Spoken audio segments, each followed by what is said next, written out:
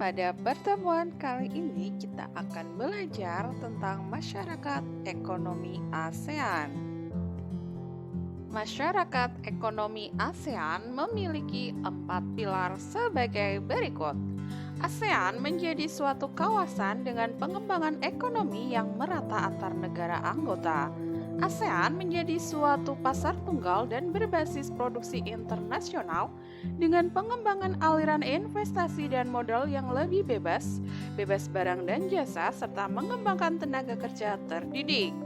ASEAN menjadi suatu kawasan yang memiliki daya saing ekonomi yang tinggi dengan adanya perlindungan konsumen, peningkatan infrastruktur, kebijakan kompetisi, e-commerce, kebijakan perpajakan, serta hak atas kekayaan intelektual bagi negara anggota ASEAN. ASEAN secara penuh menjadi suatu kawasan yang terintegrasi perekonomian global dengan beberapa usaha pendekatan hubungan ekonomi dengan luar kawasan Asia Tenggara, serta peningkatan peran dalam jejaring produksi ekonomi global. Tujuan dibentuknya MEA. Yang pertama, menciptakan sebuah pasar tunggal yang mencakup negara-negara anggota ASEAN sekaligus pengembangan peran pusat produksi yang berkaitan dengan segala aktivitas ekonomi bebas. 2. Menjadikan ASEAN sebagai suatu kawasan dengan daya saing ekonomi yang tinggi melalui penguatan peraturan dalam kompetisi ekonomi. 3. Sebagai usaha dalam pemerataan pemberdayaan ekonomi antar negara anggota ASEAN, terutama melalui revitalisasi usaha kecil dan menengah bagi negara Kamboja, Myanmar, Laos, dan Vietnam. 4. Mengintegrasikan ekonomi kawasan dengan ekonomi global.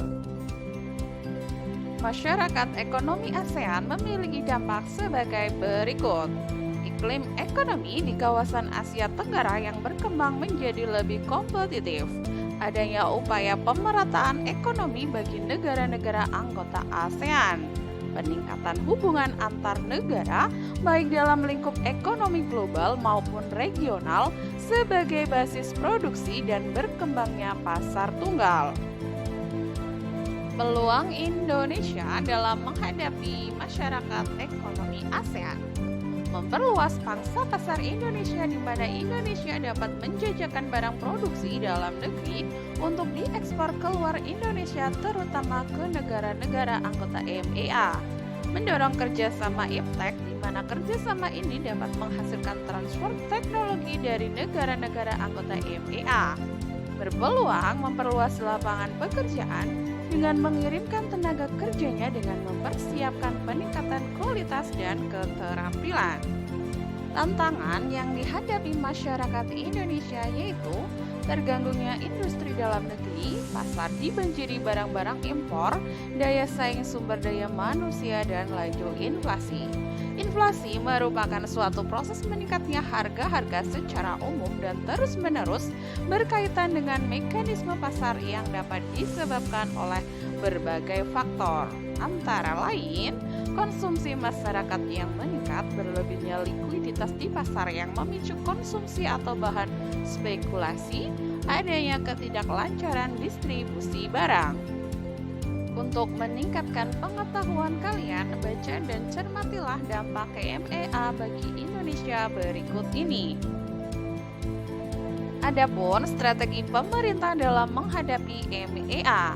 Yang pertama, penguatan daya saing industri berupa melengkapi struktur industri yang kosong dan menyiapkan strategi ofensif dan defensif dalam akses pasar. Strategi ofensif dilakukan dengan membangun pusat pendidikan dan pelatihan industri. Sedangkan strategi defensif dilakukan dengan penyusunan standar nasional Indonesia untuk produk-produk manufaktur. Strategi yang kedua, meningkatkan kecintaan terhadap produk lokal. Pemerintah telah mencanangkan program Aku Cintai Indonesia yang merupakan salah satu program national branding yang tertera dalam Inpres nomor 6 tahun 2009. Gerakan ACI bisa dilakukan dalam bentuk kampanye produk-produk busana, makanan, atau sektor pariwisata. Strategi berikutnya, peningkatan kualitas SDM. MEA memunculkan banyak pesaing, oleh karena itu diperlukan peningkatan kualitas sumber daya manusia menjadi sumber daya manusia yang unggul. Cara meningkatkan sumber daya manusia dapat melalui pendidikan berupa jalur formal seperti pendidikan lewat sekolah atau jalur pelatihan. Untuk mendukung upaya peningkatan SDM, pemerintah harus memberikan kemudahan setiap warga negara agar bisa mengakses pendidikan terutama dari segi ekonomi. Selain itu, dibutuhkan tenaga pengajar yang unggul pula untuk meningkatkan SDM yang unggul. Strategi berikutnya, reformasi mentalitas bangsa. Mentalitas bangsa Indonesia bisa dikatakan rendah. Kemalasan, rasa tidak bertanggung jawab, acuh, dan sebagainya merupakan hambatan dari dalam diri sendiri. Pengubahan mentalitas sangat berkaitan dengan pendidikan, karena melalui pendidikanlah mental suatu bangsa bisa menjadi kuat. Untuk meningkatkan pemahaman kalian, kerjakan tugas berikut.